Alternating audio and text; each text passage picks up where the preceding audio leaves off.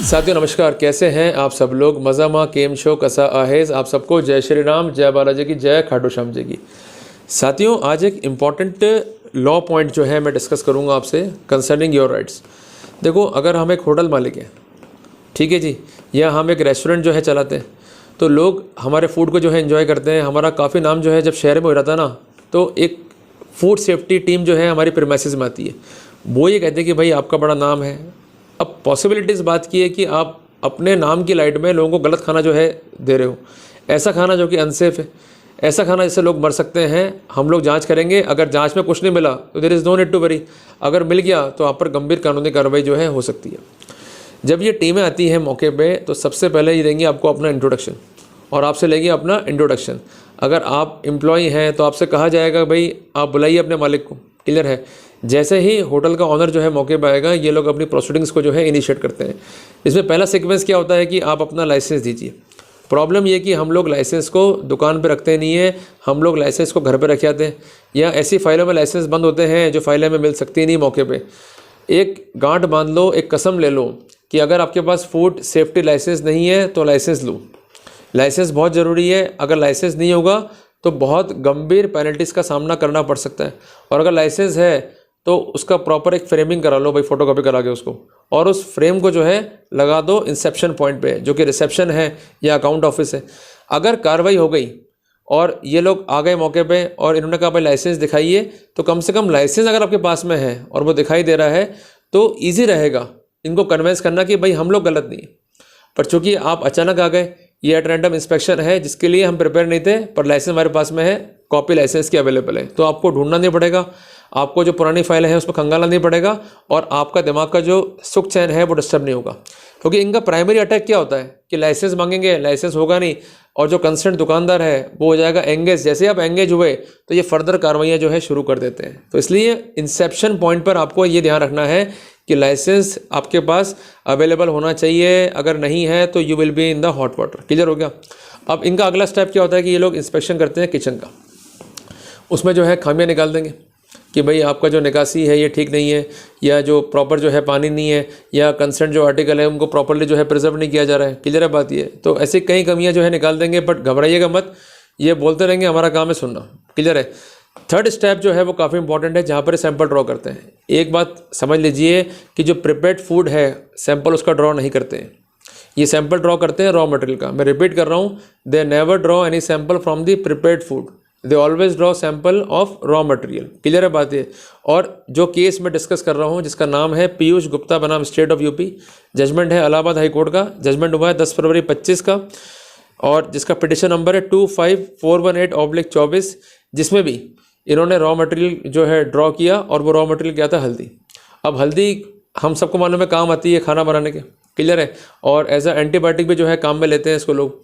तो जो हल्दी यहाँ पर मिली उसको इन्होंने सैंपल्ड किया, और सैंपल को जो है जांच के लिए भेजा, तो ये मालूम पड़ा कि इसमें लेड क्रोमेट है, और अल्टीमेटली एक रिपोर्ट आई कि ये सैंपल जो है अनसेफ है, ये फूड जो है अनसेफ है। ऐसी स्थिति में जो कंसर्न ऑपरेटर है वो जिम्मेदार है, आप आगे प्रोसीड करें।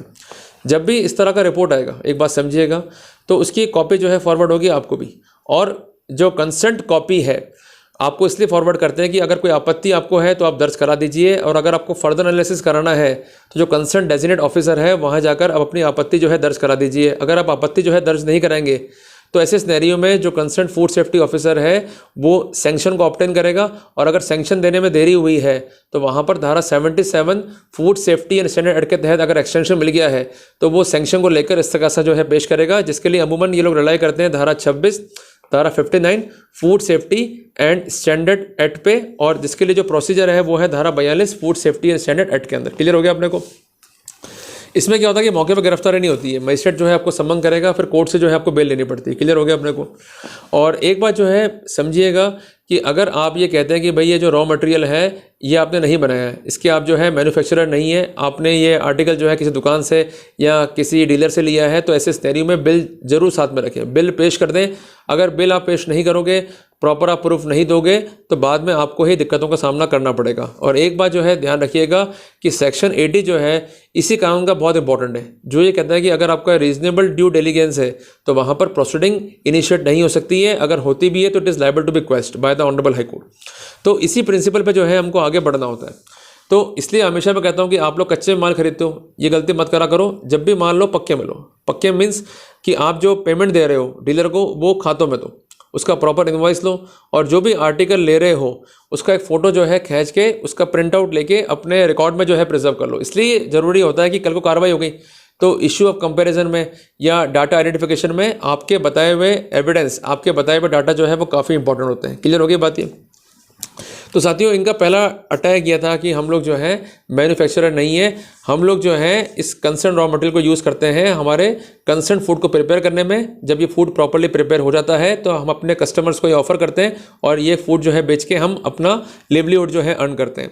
इनका कहना ये है कि हम किसी भी प्रोडक्ट को जो कंसर्न कंपनी का है उसको इंट्रोज नहीं कर रहे हैं, उसको एग्जिबिट फॉर सेल नहीं कर रहे हैं, इवन उसको सेल भी नहीं कर रहे हैं, जिस कारण हम लोग फूड ऑपरेटर ही नहीं है। हालांकि कोर्ट ने ये पॉइंट जो है रिजेक्ट कर दिया, क्योंकि जब आप डील करते हो फूड में then you are a food operator. अगर आप फूड ऑपरेटर हो तो वहाँ पर आपको लाइसेंस की आवश्यकता होती है। इनके पास लाइसेंस था, इन्होंने शो कर दिया तो इनको इसका प्लस पॉइंट मिला।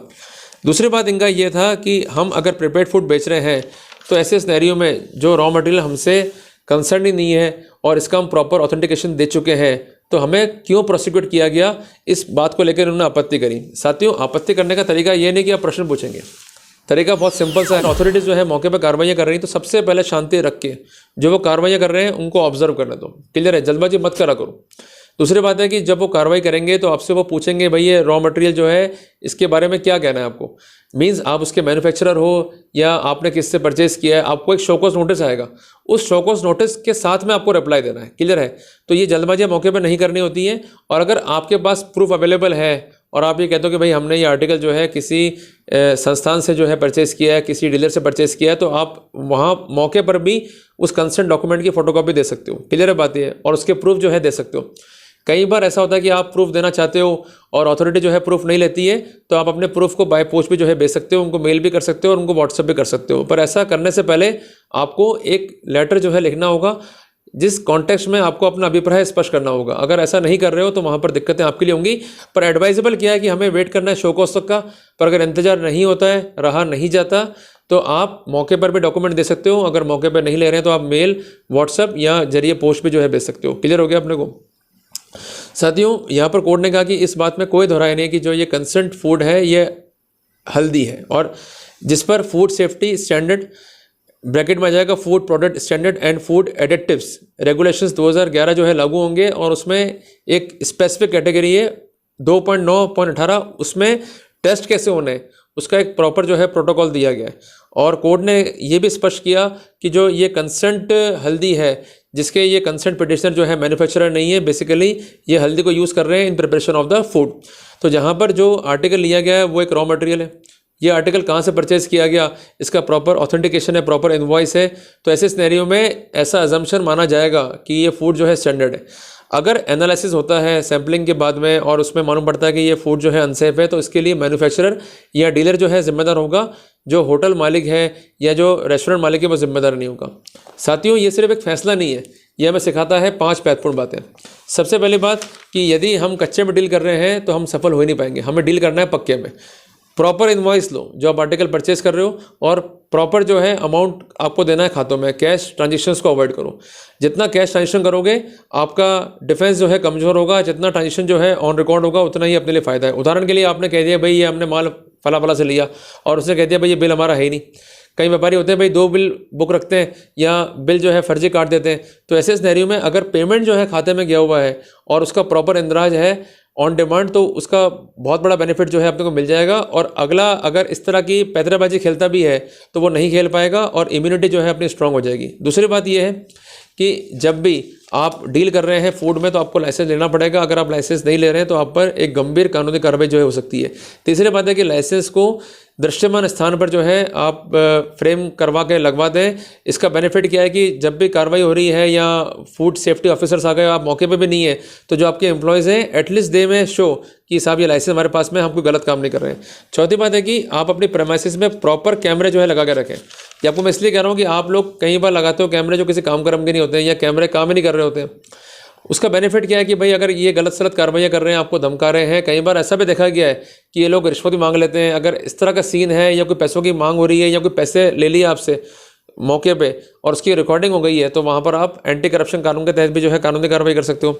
और सबसे महत्वपूर्ण बात यह कि जो आपका किचन है उसमें अगर ये एंटर कर रहे हैं तो इस बात को अश्योर खुद भी रखें, भाई आज हम भी जिम्मेदार लोग हैं, तो आपका किचन जो है प्रॉपरली मेंटेन हो। इसलिए किचन को बांटो आप 3 सेगमेंट्स में। एक तो है कि जहाँ पर जो रॉ मटेरियल है वो हो रहा है प्रोसेस, मींस उसकी साफ़ सफाई हो रही है फर्दर, उसके बाद उसका जो प्रिपरेशन आएगा उस सेगमेंट को जो है आप अलग कर दो। ये ज़रूरी इसलिए है कि अगर आप खुद क्लियर हो आपके वर्किंग में और ये लोग कार्रवाइयाँ करते हैं तो वो कार्रवाइयाँ जो है हो जाएंगी बेसलेस और उनका जो है वजन नहीं रहेगा और अल्टीमेटली आप अपने स्तर पे भी एविडेंसेस को कोर्ट में पेश कर पाओगे और कोर्ट को ये शो कर पाओगे कि हम बिल्कुल ठीक है, हम सही रूप से काम कर रहे हैं, बट चूंकि इनका दुर्भावना है, इनका अल्टीरियर मोटिव है, इनका एक अनड्यू मोटिव था, उसको हम सेटिस्फाई नहीं कर पाए, इसलिए जबरन जो है इन्होंने कानूनी कार्रवाई कर दी। तो इसलिए सबूत बना के चलो। अब वो ज़माने गए कि देख लेंगे अगर कार्रवाई होगी तो वकील बुक कर लेंगे, वो ज़माने गए। अब अगर अलर्ट नहीं हो तो कानूनी कार्रवाई होंगी और ये कार्रवाई इतनी आसान नहीं है, पेनल्टी है लाखों में और पनिशमेंट भी जो है बहुत गंभीर है इस कानून के तहत। तो इसलिए precaution is better than cure. तो अगर प्रिकॉशन लेके चलोगे, कार्रवाई हो गई तो कम से कम आपके बचाव के बिंदु ही आपको बचा लेंगे। अगर बचाव के बिंदु नहीं है, हम लापरवाह हैं, देख लेंगे जी, अप्रोच हमारी कैजुअल है और उसके बाद कार्रवाई हो गई तो फिर बच ही नहीं पाओगे। इसलिए be alert while having the proper business of hotel और रेस्टोरेंट। क्लियर हो गया बात ये? तो इसलिए धंधा करना मना नहीं है, पर जब मुसीबतें आएंगी तो वहाँ पर कोई साथ नहीं देगा आपका। अगर आप किसी जाएंगे एडवोकेट के पास में भी कि साहब मेरे पे केस हो गया, मुझे बचा लो, तो एडवोकेट साहब भी कहेंगे भाई एविडेंस क्या है, यहाँ प्रॉपर जो है ऑथेंटिकेशन क्या है। अगर वो हमारे पास में है ही नहीं तो हम बच ही नहीं पाएंगे। इसलिए हमेशा मैं कहता हूँ कि आप अलर्ट रहो। अगर आप फूड बिजनेस कर रहे हो, रॉ मटेरियल परचेज कर रहे हो, तो everything is to be on record. अगर ऑन रिकॉर्ड नहीं है, जल्दबाजी में हम कार्रवाई कर रहे हैं, हवाईबाजी कर रहे हैं, तो वहाँ पर मारे जाएंगे। तो जिन लोगों को बेनिफिट्स मिलते हैं या जो लोग जो है कानून की परिधि के अंतर्गत रहते हुए अपना डिफेंस जो है प्रॉपर रखते हैं, ये वही लोग हैं जो रिकॉर्ड मेंटेन कर रहे हैं, डाटा प्रॉपरली प्रिजर्व कर रहे हैं। अगर ये लोग भी लापरवाह हो जाएंगे या डाटा को प्रॉपरली प्रिजर्व नहीं करेंगे तो फिर क्या ये बच पाएंगे? उत्तर है नहीं।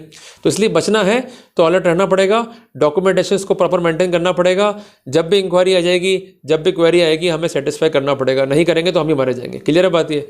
तो उम्मीद करता हूँ कि मैंने आपको समझाया कि अगर कार्रवाई हो रही है तो उस समय क्या स्थितियाँ होती है, हमें क्या क्या प्रिकॉशंस लेके चलने हैं फ्रॉम इंसेप्शन, और कार्रवाई होने के बाद अगर कोई नोटिस हमें कोर्ट से आ रहा है या कोई समन्स जो है कोर्ट से आ रहे हैं जहाँ पर हमारा उल्लंघन करने की नियत ही नहीं थी पर हमें पार्टी बना दिया गया है और सैम्पलिंग जो है रॉ मटेरियल से है और वहाँ हमारे पास प्रॉपर ऑथेंटिकेशन है, प्रॉपर सोर्स है, तो वहाँ डिफेंड कैसे करना है अपने आप को in light of section 26, section 42, section 59, section 77, section 80 of food safety standard act, ये मैंने आपको जो है स्पेसिफिक कर दिया है। तो कुल मिला के ये महत्वपूर्ण बिंदु है जिसको अपन अपने फॉलो करते हैं, ध्यान में रखते हैं, तो वहाँ दिक्कतें नहीं आएंगी और अगर मुसीबत आएगी तो अपन ईजिली जो है डिफेंड कर पाएंगे, ईजिली जो है कॉन्टेस्ट कर पाएंगे। जल्दी मिलते हैं अपन एक नए टॉपिक के साथ। टिल देन, जय हिंद, जय भारत।